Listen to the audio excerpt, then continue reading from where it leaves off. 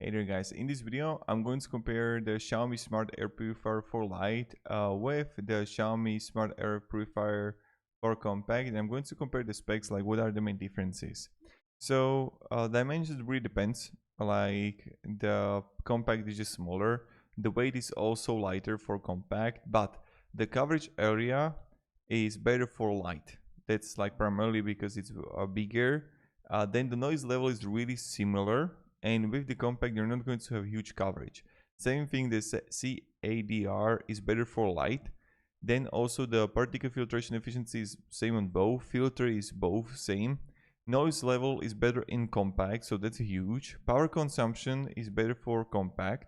And now when we're gonna look here, so it's really important, the special features, right? So both got the dust, odor, but the H1 and virus reduction you have only for Lite. So this is huge. This is like something that you need to know, right? Now, when you're gonna go look even further, both got the high efficiency filter, then also the LED display that you have only for Lite if you want it. Then temperature and humidity sensor also Lite, and all the other things are at high.